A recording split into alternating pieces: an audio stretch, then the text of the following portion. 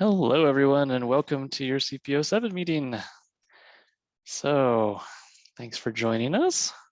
We're going to do our usual here and kick off with just an ask for any general announcements to start with. And Mary has her hand up. I have a couple. One is the open house for the Major Streets and Transportation Improvement Program is now live. We haven't been able to find out if it's only going to run for 2 weeks, which is typical for open houses. And hopefully Melissa will have an answer there, and hopefully somebody will put that link in the chat for us. And then the maps for the commissioner districts have been released. Commissioners are being redistricted into, they're changing the boundaries to even out the population within the districts. And I've taken the opportunity to look at the maps, and I think the one that is most unfortunate for our CPO is the one that is taking the Peter Court property that's on 185th and moving that into District 4 out of District 2. And it's kind of the one piece that is pretty critical in completing North Bethany. And hopefully we have a commissioner that's listening to this comment, and the board will be discussing it tomorrow at work session. So hopefully that message has gotten passed on to Pam, and I'm getting, yeah. And Pam, if you have any questions about that, I think it's probably self-explanatory, but let us know. And those were my 2 announcements. All right. Anyone else having a general announcement from either the panelists or attendees? You're welcome to, or if we have anyone running for office, you're welcome to make an announcement. Just raise your hand. Okay. Nothing seen. Let's see. Do we have anyone from the sheriff's office here? And would they like to give an update?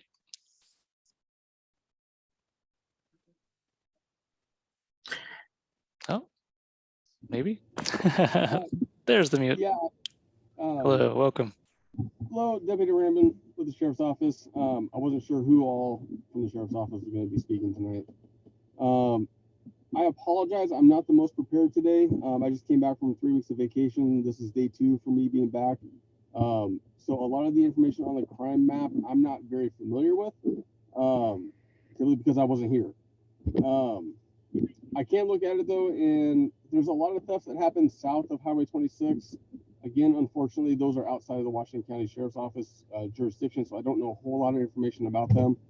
I can say though that they appear to be centered around the Tennisbourne area, which isn't that surprising. There's a lot of stores there, so it would make sense that there would be more theft there than other places. But other than that, the crime map for North Beth, or the area north of Highway 26, is pretty empty, fairly empty. It's still busy, but it's not super crazy. As we get into summer, obviously, you know, as it gets hotter weather, we have to watch out for fire danger. Hopefully, maybe somebody from TVFNR can speak more to that. Also, we have to be careful about going around bodies of water. I mean, we have Hag Lake and we have some creeks and rivers in the area.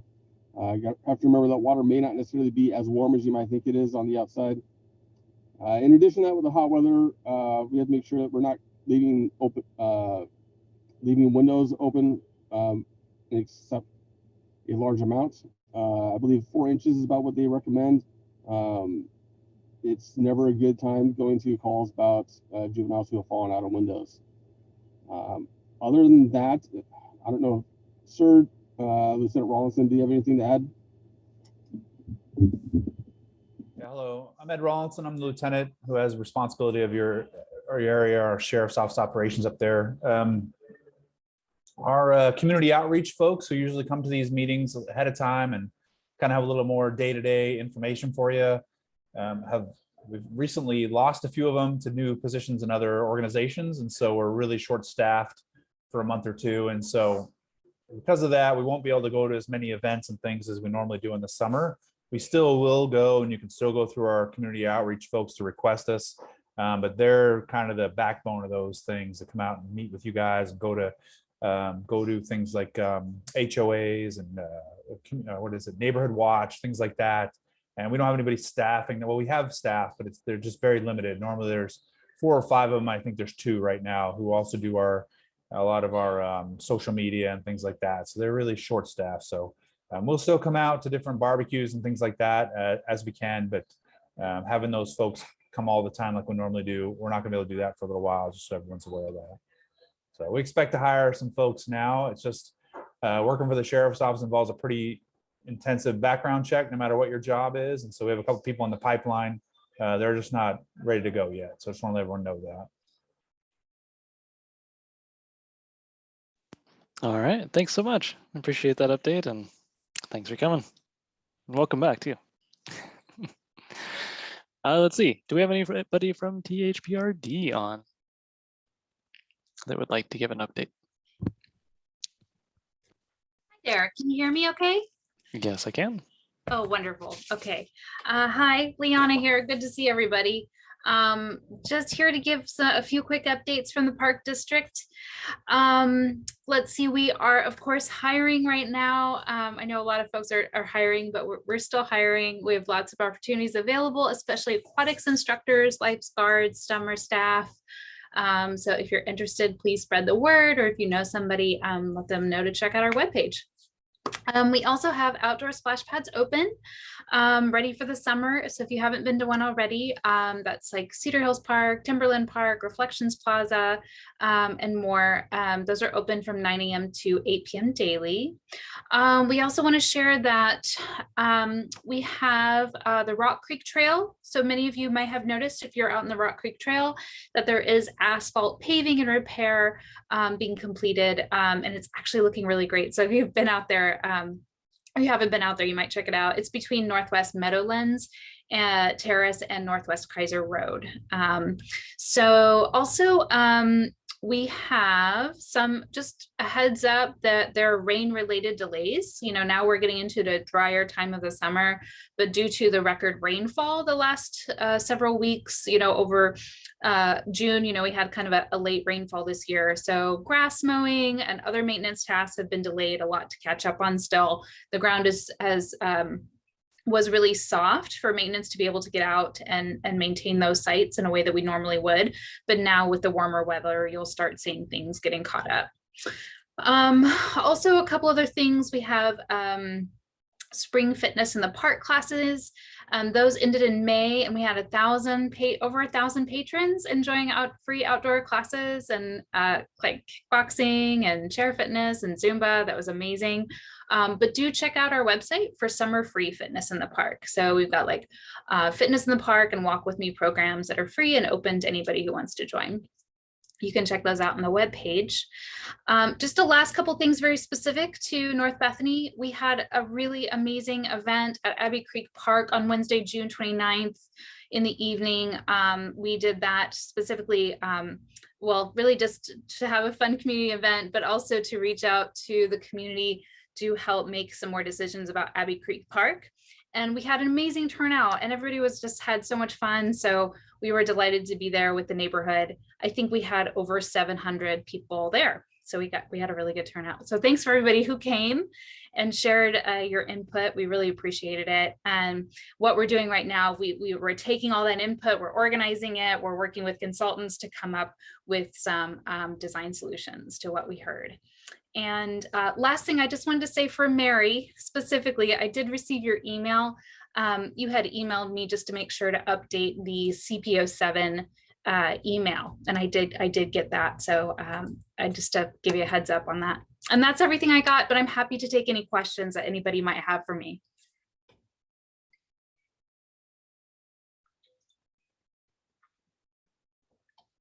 If you have a question, raise your hand. Otherwise, all right. Let's see. Do we have anyone from the Water District? And thank you very much. I appreciate the update. Hi, I'm here tonight. Thank you for having me to CPO 7. A couple updates. We have a board vacancy that we're recruiting for, and we still have some openings on the rack, including a customer to represent the Bethany area. We haven't had anybody apply who lives in that area yet. So we're trying to really make sure that there's at least a good geographic representation, and you're a big section of our district. So we'd love to have somebody apply. Those applications are online. And the RAC one is the most pressing one because the board will be making appointments to that on the 20th. The board will also be considering a rate increase for November 1st. And they'll be deciding what that rate proposal will be on July 20th. And then we'll be mailing, as we're required to do, we'll mail all customers that information. We also got a new billing system over the 4th of July weekend. That's a joint project with Clean Water Services, our billing partner, which we do bill together to save postage and footprint. And also, since your sewer bill is based on your winter water use, it just makes sense that we do that process together. So there is a new customer portal, and you do need to re-enroll if you had a login in our old portal. Basically, that portal is the payment processor, and it's basically moving behind this portal. So once you create this new login, which you can use the same one as your old one, then you'll have access to both the payment and the bill. It's a much more robust system. You can put requests for service or make your own payment arrangements online. There's a lot more that you can do yourself now with the new portal. And there's a list of tips, but basically it's important that you pull down your address when you enroll. From the pull down, it has to match your bill exactly, including, like, everything that might be in there abbreviated, like road or Northwest or whatever, all has to be exactly. So you do have to use that pull down. Your account number stayed the same as far as the digits involved, but there's no dash. So if you need help locating that, there's tips on how to get your account number. We have had a little bit of increased call volumes, but nothing, where people haven't had to wait more than an hour, which we're just not staffed. We have 60,000 customers, and we're not staffed to have, hundreds and hundreds of calls in a single day. So we have put a lot of information online, and I'm happy to answer any questions. And I'll put the information about applying for the RAC in the chat, as well as how to contact me. Thank you. All right, perfect. Thanks. Any questions? Raise your hand. All right, nothing seen. Thank you very much for that update. Much appreciated. And do we have anyone from TVFNR on? I didn't. Okay. All right. With that, thank you very much for those updates. Much appreciated. Let's roll into our main agenda item, one that's near and dear to our heart.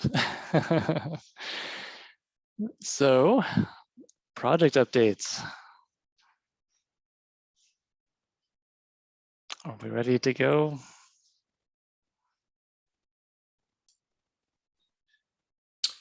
Yeah, Andrew, are you ready for me to start presenting? I believe we are. All right, Yep. Sounds good. Let me see if I can share my screen. 1 second here.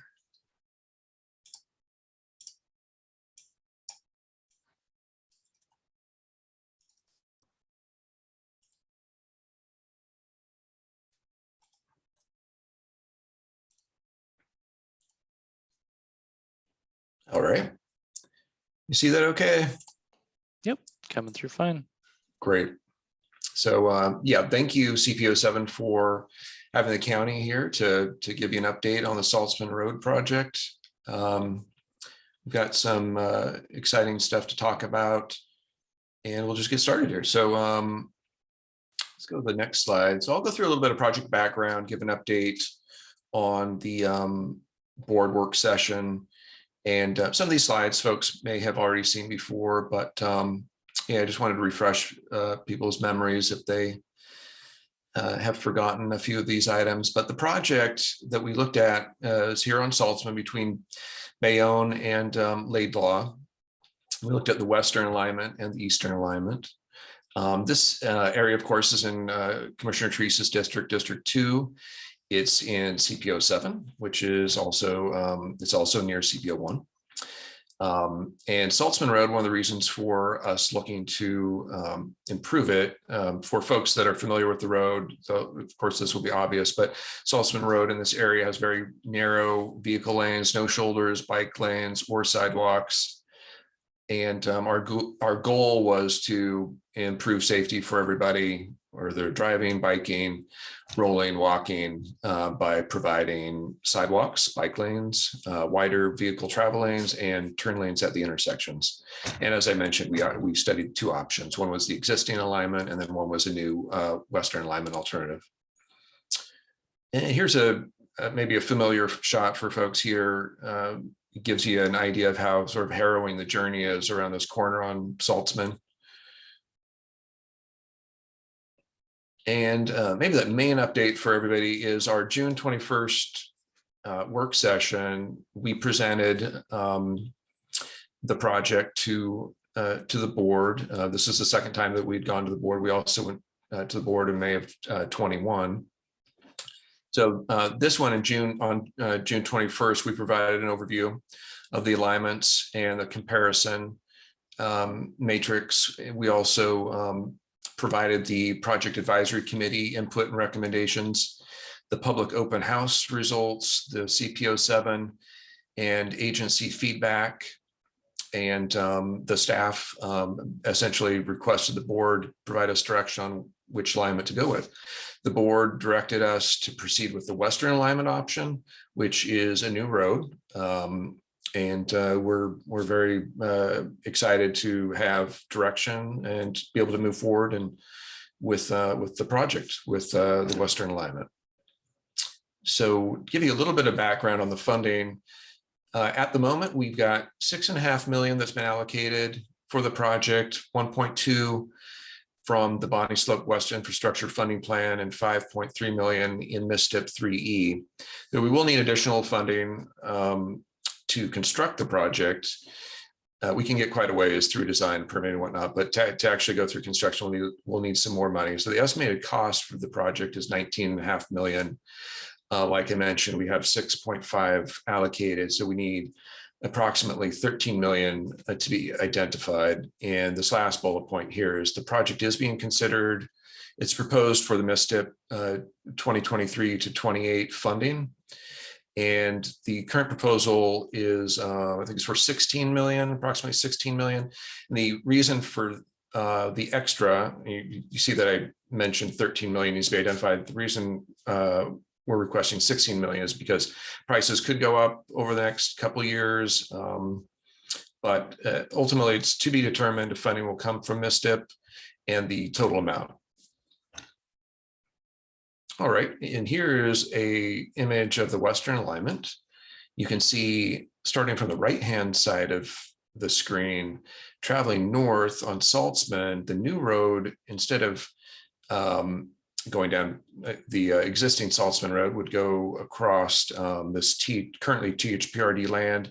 We'd build a bridge that would bridge that floodplain there, and then it would connect to the north onto Laidlaw, and it would provide an option for a future connection to 130th Avenue at that intersection.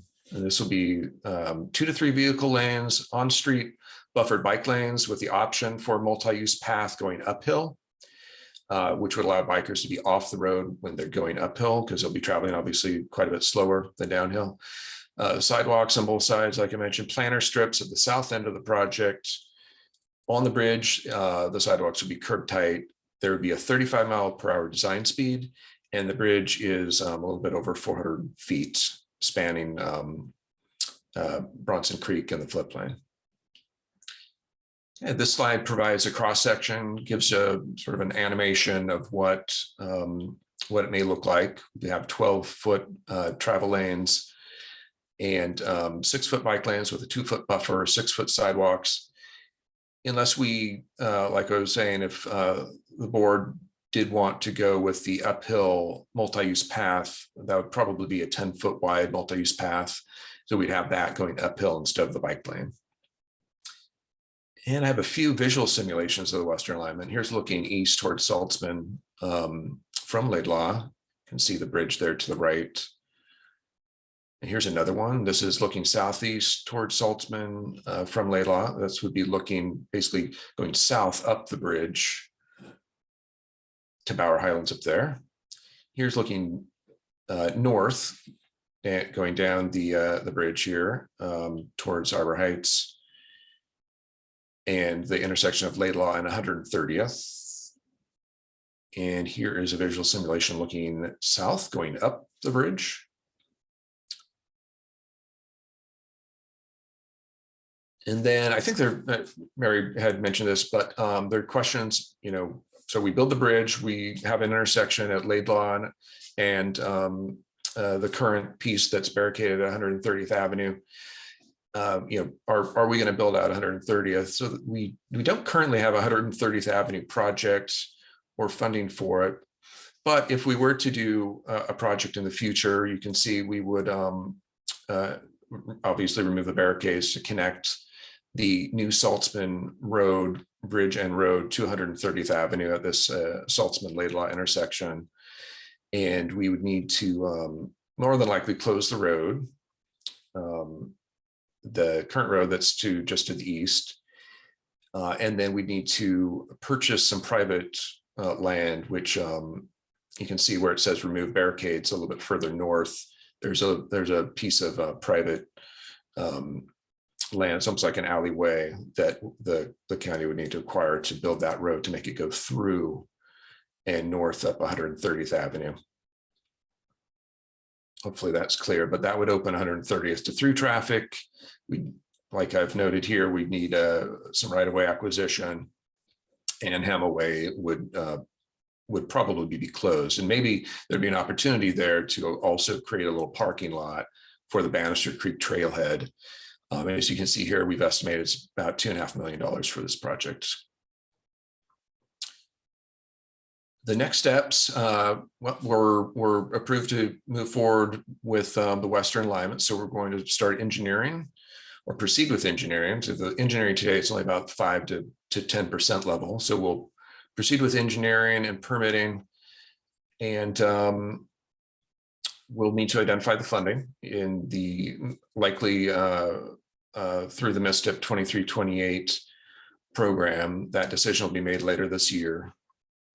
If we are approved for that funding, then we'll be able to also do right-of-way acquisition and construction. You can see design and environmental studies and permitting would be from 2022 to 2024. And we'd be able to start construction in approximately 2024.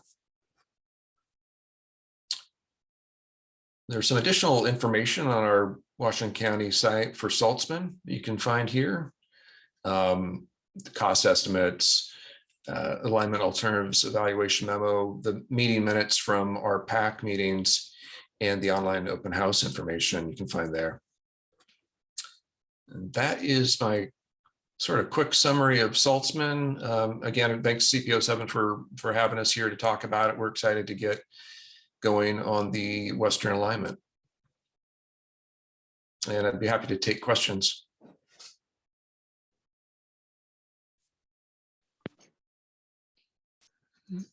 All right, questions. I've got Mary. You have your hand up. I do. So I have questions about 130th. It is not qualified for a lot of the funding sources available to other projects. It doesn't qualify for MISTIP. It doesn't qualify for TDT. And the 2.5 million is pretty big price tag. So is there any possibility of there being trust and agency funds that as projects developed along that road, that contributions were made to a trust and agency fund? Or is there a possibility that the county required what's it called, the remonstrance to or the agreement not to remonstrate against the forming of an LID? Yeah, and I think maybe Stephen can speak to this a little bit more than I can, but I know my understanding is there could potentially be a bonding program to raise funds locally to purchase, to fund the project and to purchase the right of way that's needed. But you're right, there's limited funding sources for this neighborhood route. Stephen, did you want to add any additional information to that?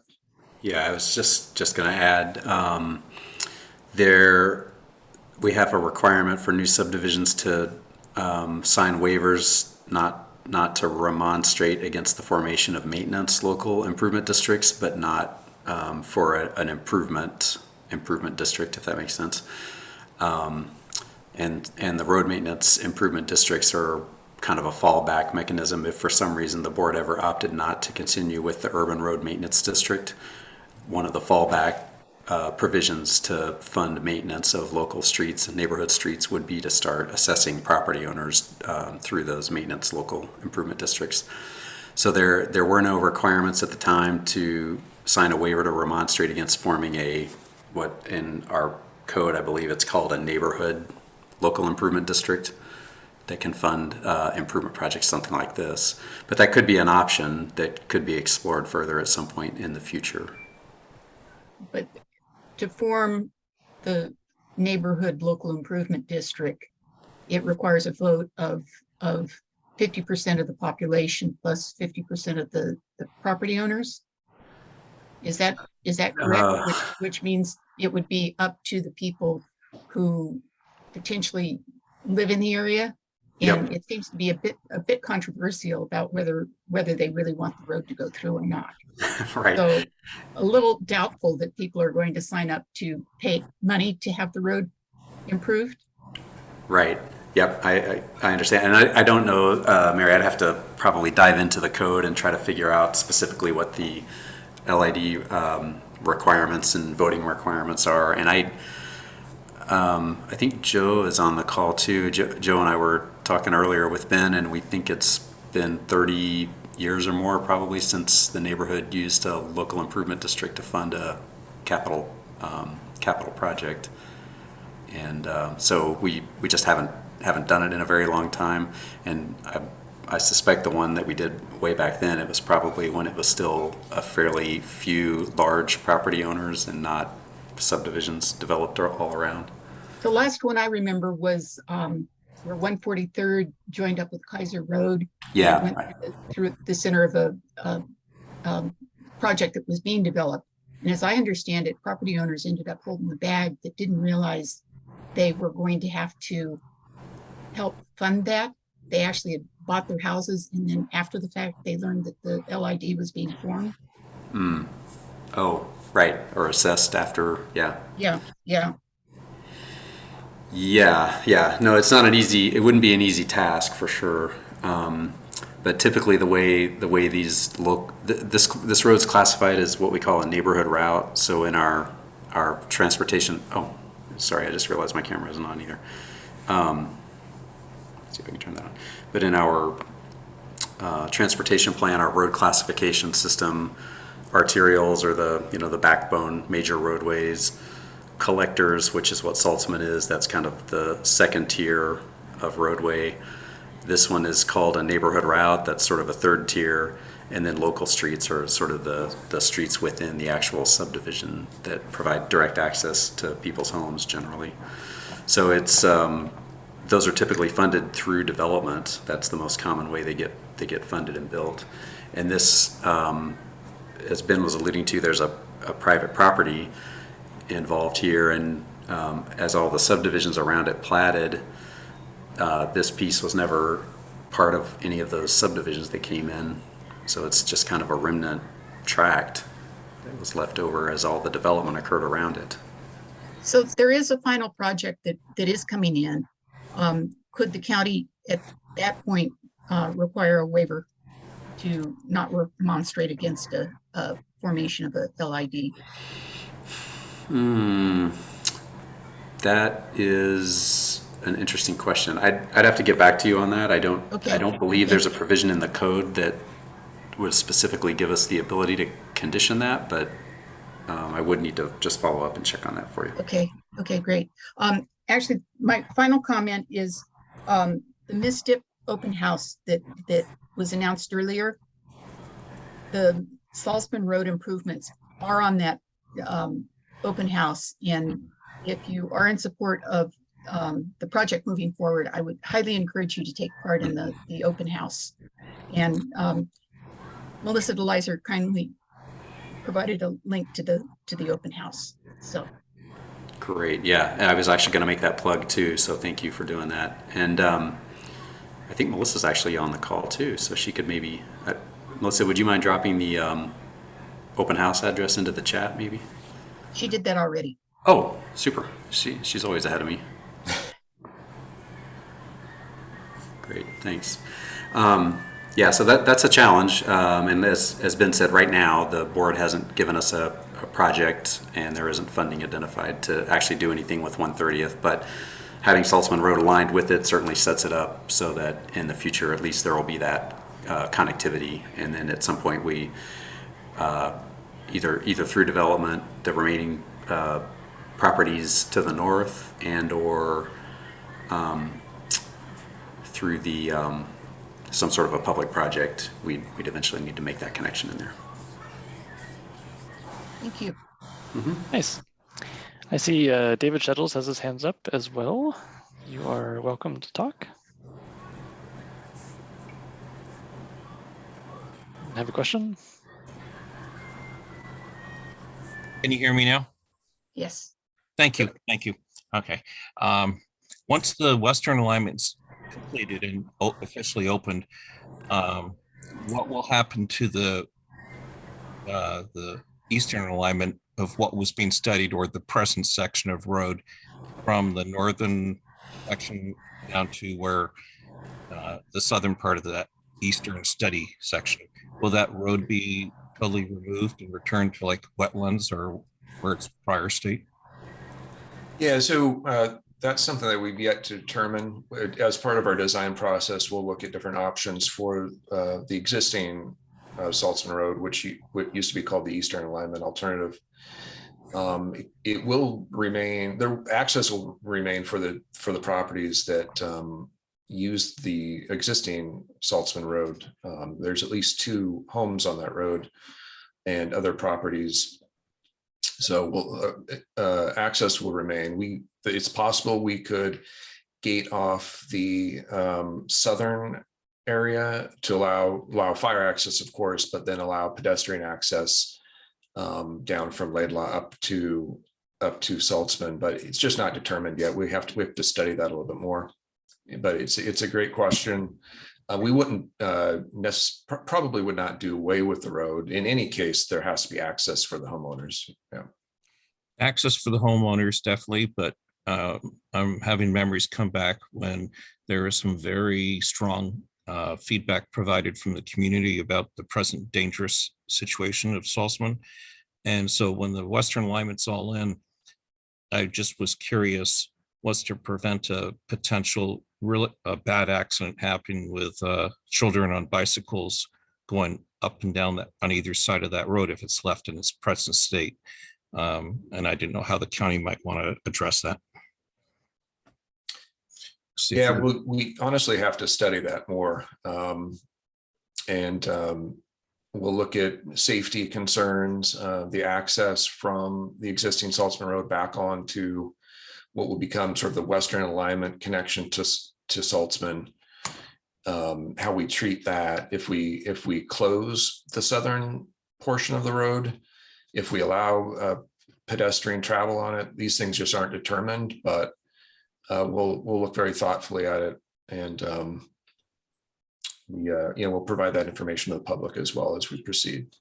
Some feedback finally. My gut feeling when I was looking at the maps from Google Maps is close off the southern section, but I'll design it so you allow fire trucks can get in a pinch, and leave the northern open due to the property owners that are up there. And that way you're not going to have active travel up and down, and people will learn to use the new Western alignment over time. So that'd be my recommendation. Thank you. Appreciate it. Yeah, I appreciate the feedback. Thank you, David.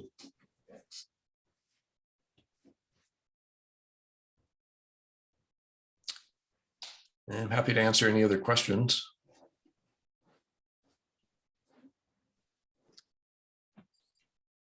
Yeah, I don't see any other hands. So thank you very much for presenting and giving us this update. And Thank you know, you. thanks, of course, for all your hard work on this, and appreciate you sharing the process with us. Thanks. Great. Thanks so much. Thanks for inviting the us. invite. Of course. All right, Pam, our special guest. Hello. Oh, we've got a mute button. Hang on. Unmute. How many years does it There take we people to are. learn the mute situation? You never trust me. But it's all good. The Andrew, floor thank is you. yours. Thank you very much. It's nice to see everybody tonight. Thank you for the invitation. Thank you to Ben and Stephen for the presentation. Boy, there's a lot of work and a lot of time that went into that process, and we're only at the beginning. So I'm grateful for the staff work that's been done there. So I was asked to come tonight to kind of give you an overview of what my board priorities are. I'm looking at a document just to the right of my screen. So if I look like I'm looking at out of the camera, I am. I'm checking my document here as I go along. So I wanted to say again, thank you for inviting me. I was reelected in May. So I'm thinking now when I talk about what my board priorities are for the remainder, obviously, of this year and then for the next 4 years after that. I'm excited to continue my tenure as Commissioner for District 2. There's quite a lot that's going on, as you all know. I'm going to just talk about a few things, and then I'd like to leave time for Q&A. I know we've got a hard stop, or at least a partially hard stop at 8 o'clock, so I'll try to move this along. First of all, just for looking over your shoulder perspective for a couple minutes, you know, entering in 2019 as commissioner, I had goals. I had things that I wanted to accomplish in my first term, and like the whole rest of the world, COVID stopped a lot of those plans. So things in terms of the work that was done by the board, the work that the county was doing really needed to be focused around the pandemic. So some of the things that are really important to me got pushed back just a bit. And one of those things, frankly, is climate-related issues. I wanted to push forward on a climate agenda in my first term. As it turns out, we are hopefully getting there at the very end of my first term, but I've been working with Commissioner Fye. We're looking at how does climate and climate-related issues fit into the larger picture for our strategy work that we're going to be starting in the fall. Commissioner Fye and I are also working on a resolution that we'd like to be bringing to the board in the next week or so, a little bit longer than that probably.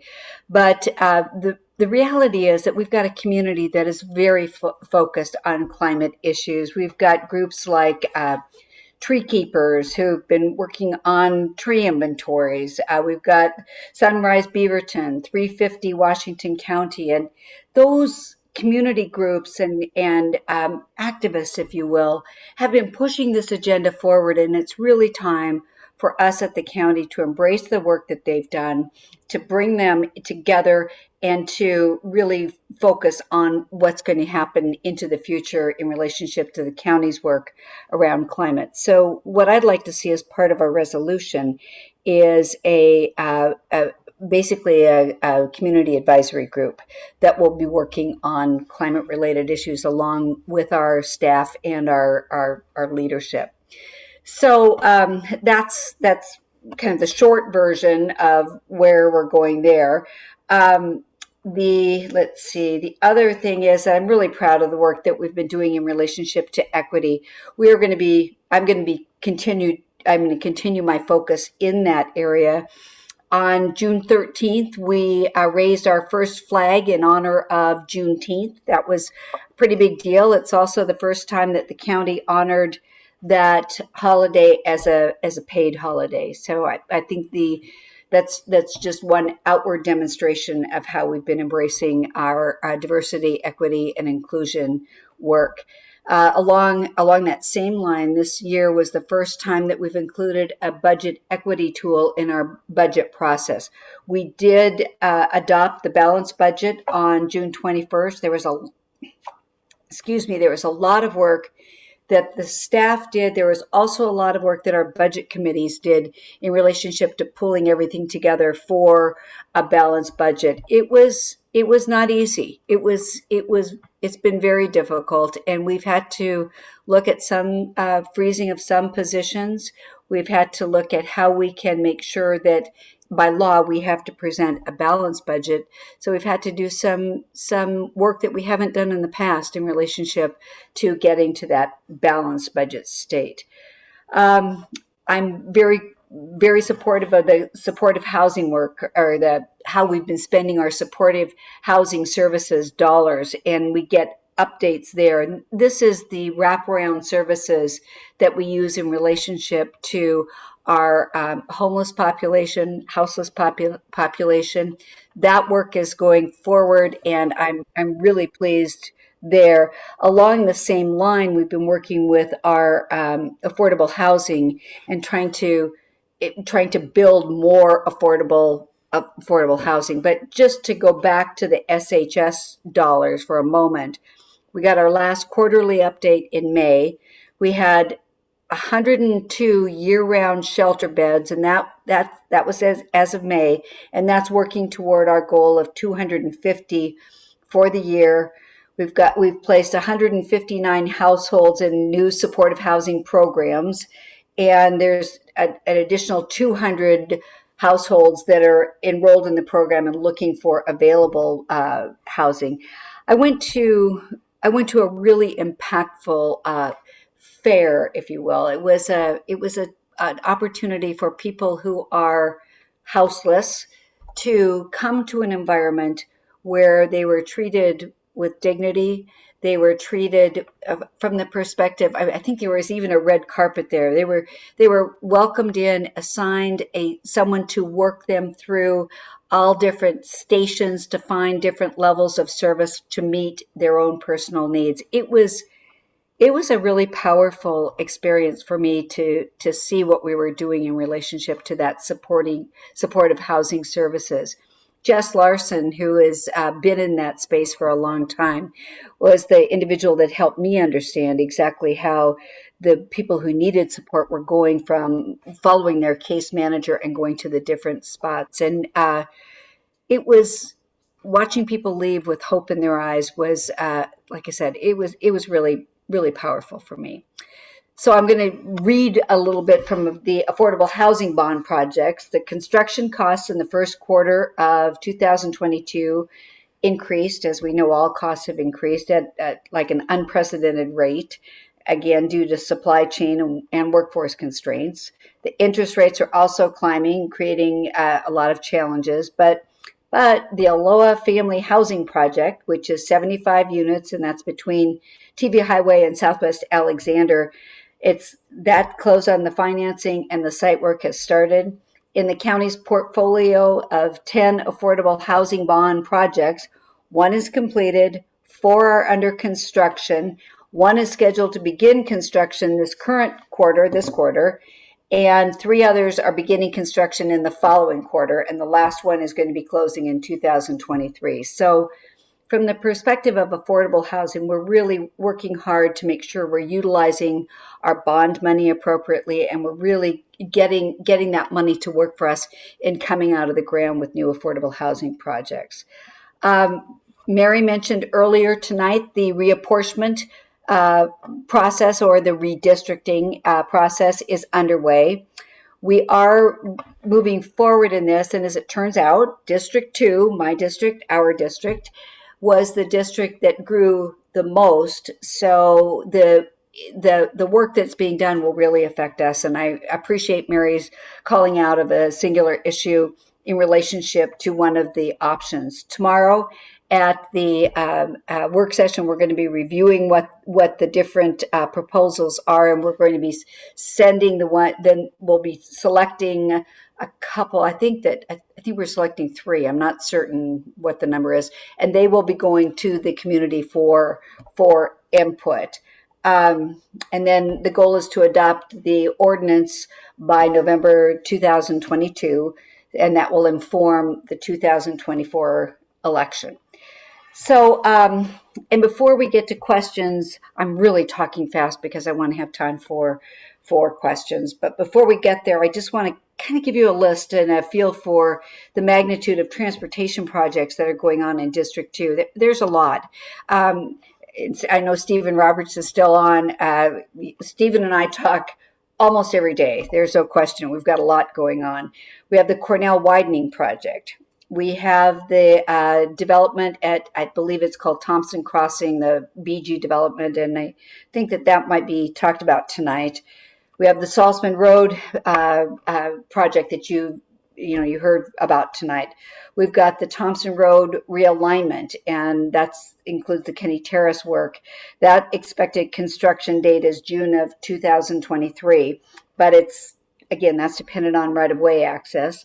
We've got the continuation and the final piece of the Springville Road widening. We've got the fire gate at Ridge Road and McDaniel. And never to be outdone here, we've also got an In-N-Out burger project on Beaverton Hillsdale Highway. So the transportation projects are and the land use work is a big part of what's on my board priority as I move forward. So now I've talked fast and I've talked a lot, and I'd love to hear any questions from you. Andrew, do I turn it to you? Oh, there's Mary. Hey, Mary.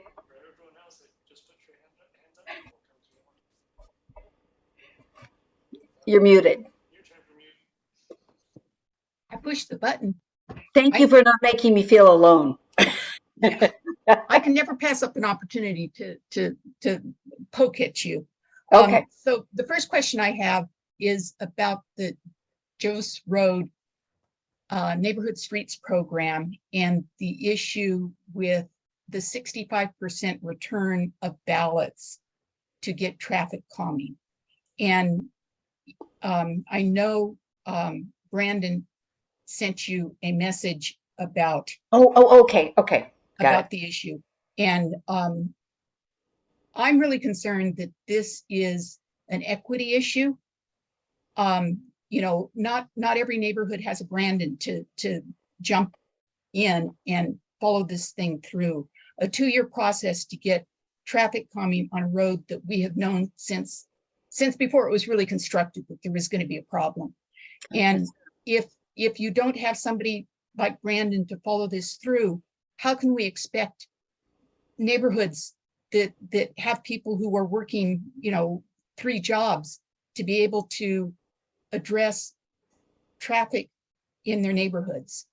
And I did reach out to OEICE, and they're kind of like, well, that sounds like something the CPOs can do. It's like, we have a staff to take on these issues. So if we identify them, is our staff going to follow through, or are they going to say, no, this is a battle the CPOs need to fight? And you don't need to answer that. I just wanted to communicate that information to you. I really appreciate it, Mary. And I think if I've learned anything in the 3.5 years now that I've been here, it's how dependent I am on constituents to talk to me, to really keep me centered and focused on issues. And Brandon is an excellent example of that. Absolutely. And frankly, so are you. So is Virginia. There are others as well. And that's, I didn't talk about it. It's not really a board priority, but it's more how do I approach being a commissioner? And it's really trying to listen to the communities and make sure that I am the conduit of what those communities need and want. You know, and I think, frankly, I think that the Salzman project is an example because, as you know, I'm not sure where I ended up wasn't where I started on that project, but I learned from the community, and I think that that's my job. And so I appreciate you talking about that. I will look further, and I know Megan's on the call too. I can report back to you. Okay. And I will do that. So a second issue is I did go to the circuit court hearing today for the Thompson Road project. And I want to thank you and Stephen for actually having the county attorney take on that issue. Unfortunately, what we heard from the judge was, well, there's nobody here from the community to, support their position. So, my hands are tied. And it's like, we did research what it would cost to intervene, and it was a minimum of $7,500 up to possibly 20K. And it's like, okay, if we're talking equity here, there are people who would be willing to drop that kind of money, but most neighborhoods don't have that sort of money. And it's sad. But the other thing I've been learning, Mary, is that how our decisions go through our courts. I've been disappointed on several occasions. Let's put it that way. Yeah. And this is certainly one of them. I value your appreciation. I know Rob Bovett worked hard on this, and I know his level of disappointment. And what I'm saying, what I want to make sure that you're hearing, what I'm saying is that the disappointment about community input. That's what should have been the priority there. So I feel very strongly about that, and I'm disappointed as well.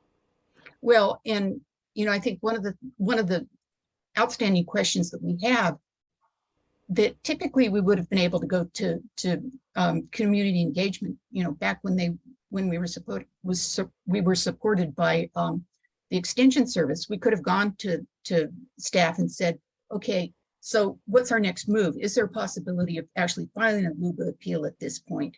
And we can't go to our staff. They're not going to be able to answer that question. They're not going to help direct us to where to go to get that question answered. And so I think, again, we feel there's a failure on the part of community engagement to serve the needs of the CPO program. Okay. I hear you. I hear you. I do. Thank you. I will yield to anybody else that has questions. Sorry for going down the deep rabbit holes. And I feel very comfortable in this environment. I feel very comfortable with this CPO, and I'm happy to be hearing this type of input. So, but are there? I have more questions if nobody else is ready to go. Here we got David. Okay, real quick. Hey, as we look at real quick. Okay. You guys can hear me? Great.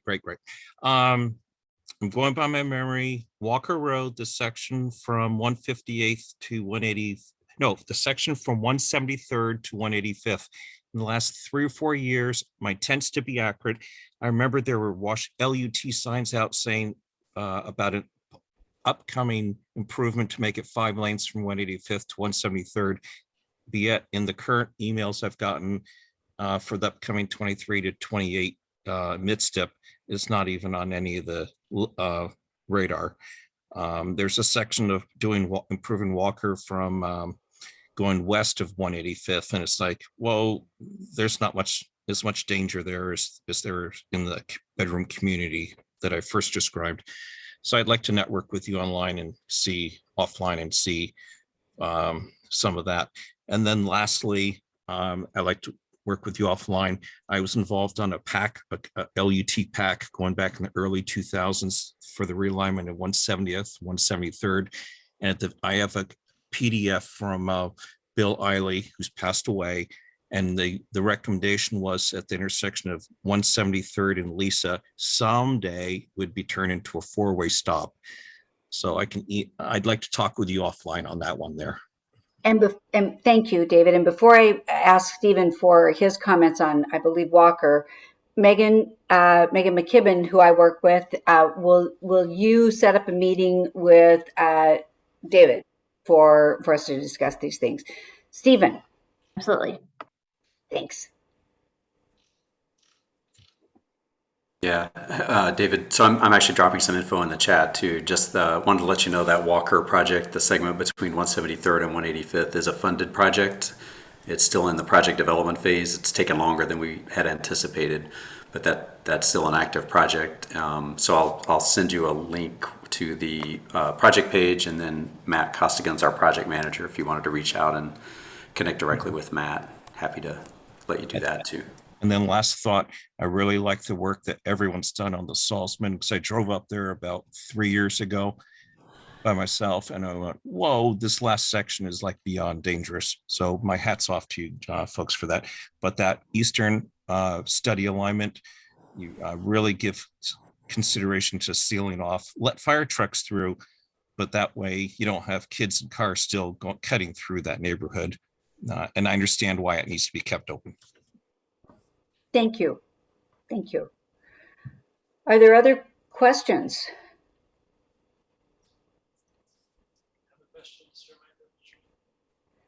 I think I'm having trouble hearing you, Andrew. There we go. All right.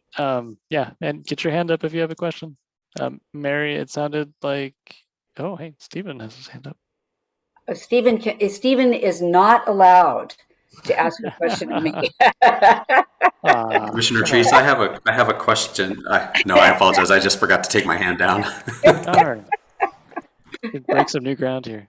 All right, Mary, I think you had a closing. No, actually, a follow-up question. Yep. So as we talk about your commissioner district having a greater population than the other commissioner districts, is that going to be taken into account when MISTIP funding is allocated by district? Well, first of all, too political? Is that too political to answer? No, and I'm going to give my answer, and then I want to hear what Stephen has to say here. So, I think from my perspective, that first of all, that remember reapportionment is taking part of that, my population size over to another. Yeah. What I think affects me more, and me being us because we're all in this together, is the fact that our MISTIP money, we're mostly unincorporated, urban unincorporated. We don't have cities that help out. So that's probably a bigger factor than the numbers. Stephen, what do you think? I think I'm breaking up. I can't hear you. I think,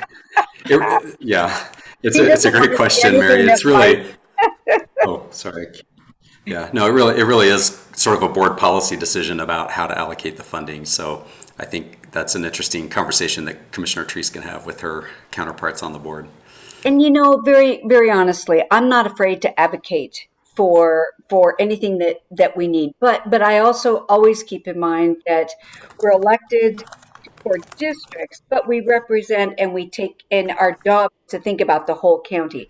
But I use that same line when I'm talking to somebody else about whether or not we need more money for the number of projects. It's no secret that I take up more of Stephen's time than anybody does. So, that's, he's going, she just thinks she does. But really, I think, we do have these discussions, and it isn't, the money is more fluid, but within bounds. So is that a fair response, Mary? It's a fair response. But I think, again, one of the issues I look at is some of the projects in your district really are countywide. And I guess one of the questions is, why doesn't the chair get allocated money for ones like the 185th Max line? I mean, that's a pricey one, and that is absolutely a countywide service and not a district too. And I can tell you with no reservations that Catherine may not be allocated money, but she is a big player in all of our discussions all the Yeah. time on these issues, uh, and she makes no bones about wanting to be involved. She was involved actively, as you probably saw in the Salzman project discussion. Yeah. So, Yeah. you know, and that's different than allocating funds, but nonetheless, I'm always confident that I can talk with Catherine and lobby if I need to. Well, the other piece of it is the decisions that are made by the Washington County Coordinating Committee, where we have mayors and one county elected serving in that role. And, it just to me seems a little unfair. A little unbalanced. Yeah. Yeah. I can And understand. is there a way to, it's a great group to see mayors all working together and coming forward with decisions, but it just, is there any hope of having a stronger voice for urban unincorporated? I'm thinking about this as you're talking. I I I definitely pushed to make sure that Salzman was on the Yeah. list for MSTIP funds, and that was with the help of staff, and we Yeah. walked me through there. So I don't know that we'll ever change the calculation piece. I don't know about that. And I'm not sure if I'm confident in changing it to improve it. Do you know what I'm saying? Right now, Yeah.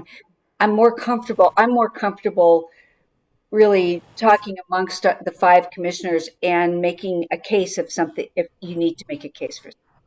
So, But it's, if we go back to the urbanization forum, which was made up essentially the same groups, they were making decisions about the future of urban unincorporated without urban unincorporated really having a voice. So it's like this seems to be repeating itself over and over again. So I've looked at the history of the amount of money that goes to the different districts, and I'm pretty comfortable with the way it's been spread. But I hear what you're saying. It's really where we miss out is the fact that we don't have the city population well, and then to help. with the MISTIP process at this point, there was a real effort to reach out to communities of interest. And I think it's really curious that nobody reached out to the CPOs or CCI, that we weren't part of that process. And yet we're the ones that really are on the ground. And to include groups like Oregon Walks and the Street Trust, great, but, do they really represent the people who live here? And frankly, the people that contribute to the funding, right? Yeah. So I don't know if that was an oversight or if that was intentional, but some of us are feeling a little left out. Well, I appreciate you letting me know that. And I think I'm always available for these discussions, and if I need to push, I can push. Thank you. Do we have David? Your hand is up. Yeah, I'd just like to make a pitch. This is more me being a wishful. So I sat through both of those whole processes, I-5 to 99W connector. I remember Mayor Ogden opening up the first one and Roy Rogers opening up on the first night of the whole second process. And I think, going by my memory, I think in December 2018, Metro released a recommended alignment. It definitely was a long-term, I'm going to use the word regional, I'm going to go statewide regional implications because it definitely crosses many counties, including Clackamas. If by some miracle, this is just my opinion, I noticed for the district, I got the email for the four different districts of choose 3 out of 6 for each district down in near where I work in Xerox North in Wilsonville. There's the one to possibly extend this, I think it's called Basalt Parkway, and also do a lot of improvements on Boone's Ferry Road, I believe it's called.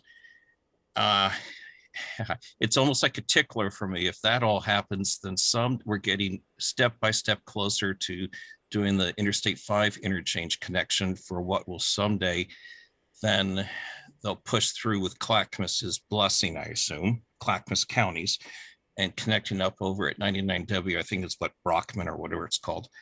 I'm going to fill out my survey. So if you see someone in the way in the back 40 recommending it, that's me.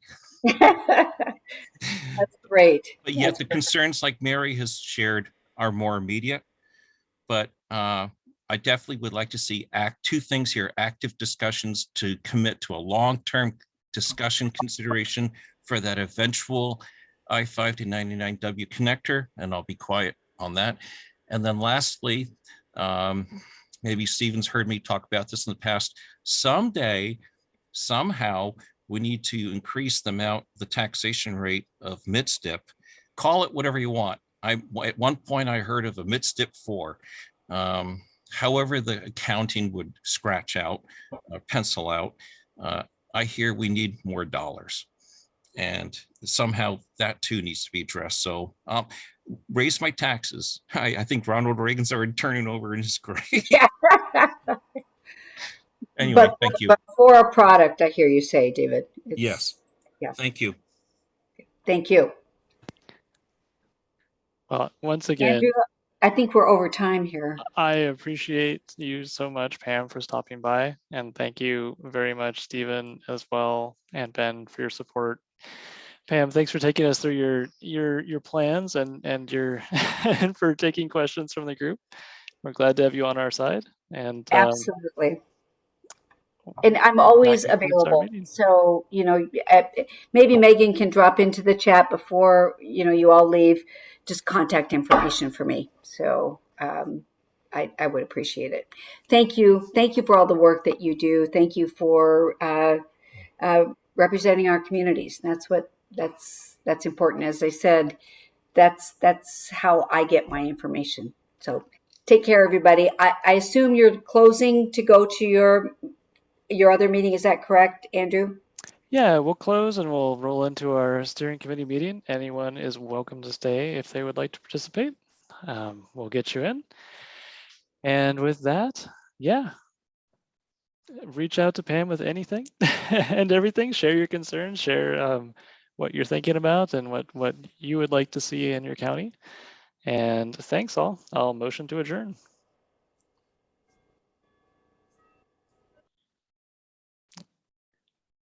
All right.